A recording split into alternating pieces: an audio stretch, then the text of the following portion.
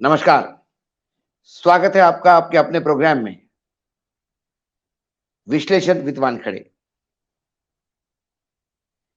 याद कीजिए 2014 के समय कैसा सीएजी रिपोर्ट के ही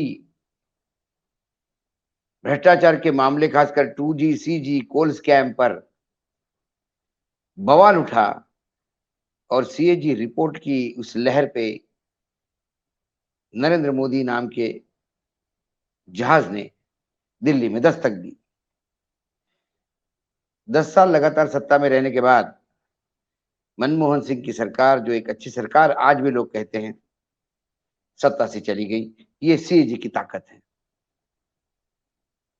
लेकिन इस बार भी सीएजी ने रिपोर्ट पेश की। रिपोर्ट पेश की, कुछ 6-7 मंत्रालयों पे ऑब्जेक्शंस उठे। कुछ अखबारों में द हिंदू, टेलीग्राफ, जनसत्ता, भास्कर में कहीं छपा। कई जगह पे मेन स्ट्रीम अखबार और चैनलों में तो ये खबर ही नहीं थी। सीएजी ने जो चीजें सामने लाई, खासकर हेल्थ मिनिस्ट्री में या आयुष्मान कार्ड में, उसमें ज्यादातर जो रिस्पॉन्सिबिलिटी या ज्यादातर ब्लेम जो है वो मध्य प्रदेश सरकार शिवराज पे जाएगा। बाकी रूरल ग्रामीण विकास मंत्रालय में खर्चा डाइवर्ट करने के, पेंशन का पैसा प्रचार प्रसार में यूज किया, थोड़ी लीपापोती वहां होगी। एचएएल, क्योंकि राफेल के बाद जब कॉन्ट्रैक्ट हुआ ऑफसेट कंपनी का, जब राफेल खरीदे हमने, और राफेल के खरीदने के समय जो पहला सौदा हुआ था उसमें जो ऑफसेट पार्टनर था इंडिया से, वो एचएएल था, हिंदुस्तान एरोनॉटिक लिमिटेड। क्योंकि वही एक कंपनी थी इस देश में जो हवाई जहाज बनाना जानती थी। लेकिन पता नहीं क्या हुआ, एक डूबता हुआ सितारा जो बैंकरप्सी के लिए लड़ रहा था, रिकवरी के लिए बैंक कोर्ट में जिसके पीछे पड़ी हुई थी, ऐसा अनिल अंबानी को लेके नरेंद्र मोदी जी क्यों फ्रांस गए डेलीगेशन में? ऐसे कौन से बड़े उद्योगपति थे वो? डूबता हुआ सितारा था वो, अपने ही देश में उनके खिलाफ केसेस चल रहे थे, एसेट सीज हो रहे थे, बैंक अकाउंट फ्रीज हो रहे थे। ऐसे में उनको साथ लेके ही नहीं गए। वहां राफेल्स कंपनी ने, जिस आदमी के पास कभी एक्सपीरियंस नहीं, जिसके कंपनी के पास विमान का कोई पुर्जा बनाने का, उसको ऑफसेट पार्टनर करके भारी तादाद में पैसा भी दे दिया, अपना शेयर। अब जाके राफेल वालों को समझ में आ गया कि अनिल अंबानी तो डूब गया। अब उन्होंने वो कॉन्ट्रैक्ट कैंसिल किया और दूसरा ढूंढ रहे थे, तो शायद एचएएल का नंबर लग जाता। लेकिन फिर अब अडानी जी भी डिफेंस में आ गए हैं, तो एचएएल के पे भी 153 करोड़ रुपए का एक सीएजी ने डाउट निकाला। तो एचएएल भी ठिकाने ऐसा लगा दिया गया, ऐसा मुझे लगता है। बाकी आयुष्मान में तो जो धांधली हुई, उसमें मरे हुए लोगों को क्लेम दिए गए। एक ही नंबर पे लाखों लोगों का इंश्योरेंस हुआ, इलाज भी हुआ, एक मोबाइल पे। मोदी जी है तो मुमकिन है।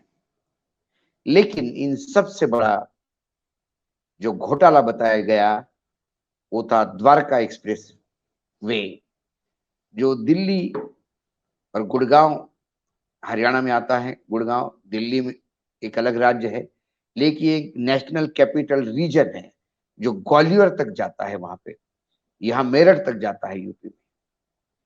उस पूरे रीजन का गुड़गांव एक हिस्सा है। और एक एलिवेटेड रोड द्वारका एक्सप्रेसवे पहले हरियाणा गवर्नमेंट ने कंसीव किया था, बाद में उसको सेंट्रल गवर्नमेंट ने लिया। उस पे आरोप लगाया कैग ने कि 18 करोड़ रुपए पर किलोमीटर का खर्चे वाला रोड इन्होंने 251 करोड़ रुपए पर किलोमीटर बनाया।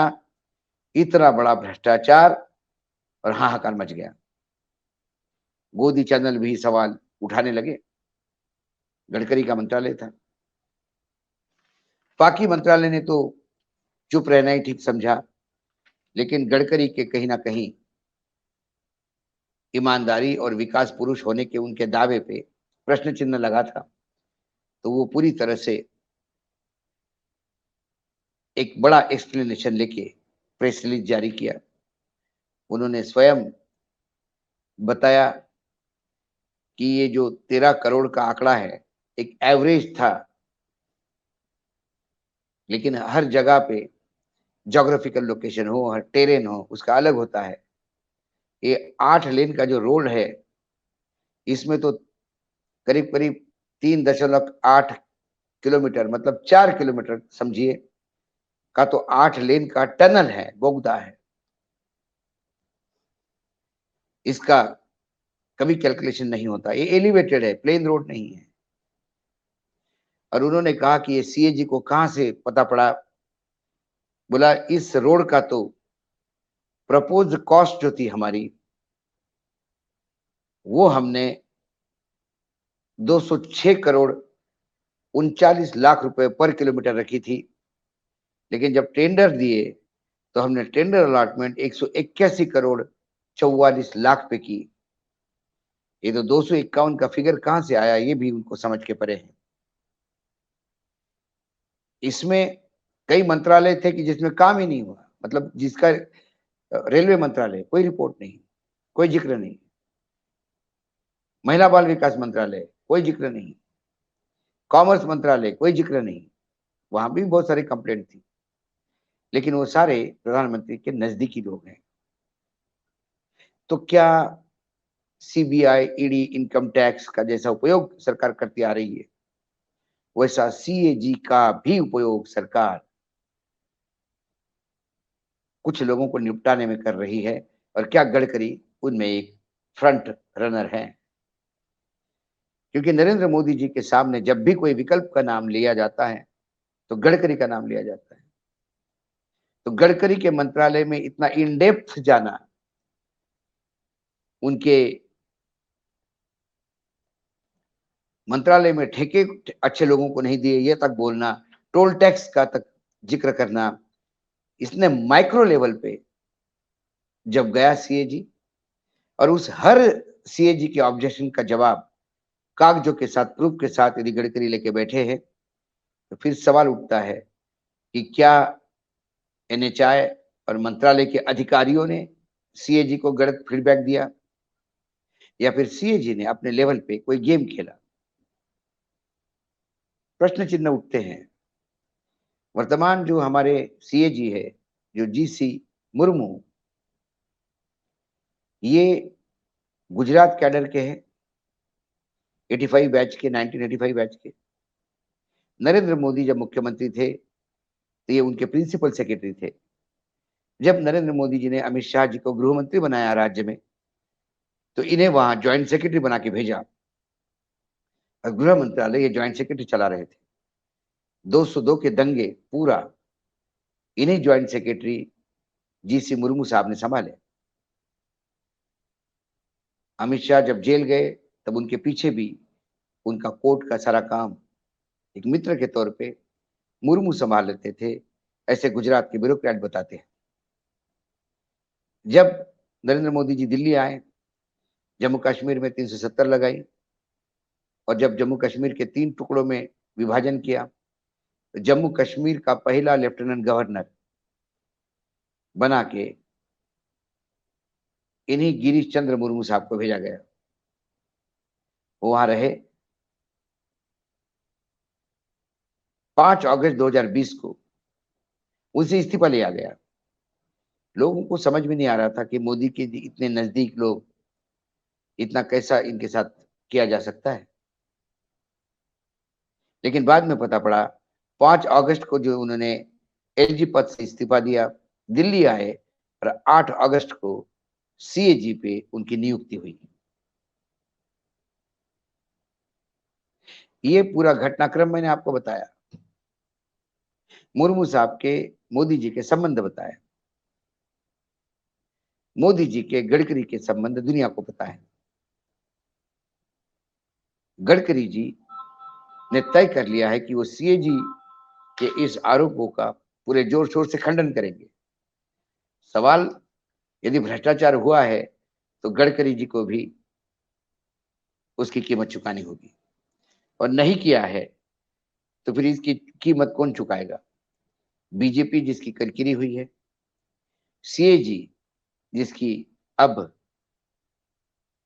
क्रेडिबिलिटी पे सवाल उठेगा, या मोदी जी जिन पे आरोप लगेगा कि अपने ही मंत्री के खिलाफ सीएजी जैसा शस्त्र उन्होंने अपने तरकश से तीर निकाला जिसका नाम सीएजी है।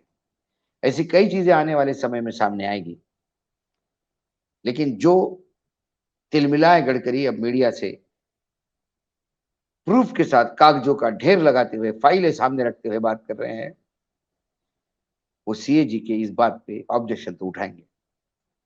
अब बीजेपी अंदरूनी लड़ाई भी चल रही है, बाहर की भी लड़ाई चल रही है। इस लड़ाई को मतदाता शांत रूप से देख रहा है, क्योंकि 2024 में उसको पता है कि एक बटन जो 30 सेकंड के लिए वो दबाता है, वो आने वाले 5 साल तक उसका भविष्य तय करता है। तो ये आपस की लड़ाई, ये आपस का झगड़ा, मोदी जी के समय भी होने वाला करप्शन, ये सारी चीजें जब सामने आई तो उसका विश्लेषण लेके मैं इस कार्यक्रम में आया। कल फिर आऊंगा किसी विषय के साथ, तब तक के लिए नमस्कार। देखते रहिएगा यही चैनल उल्टा चश्मा।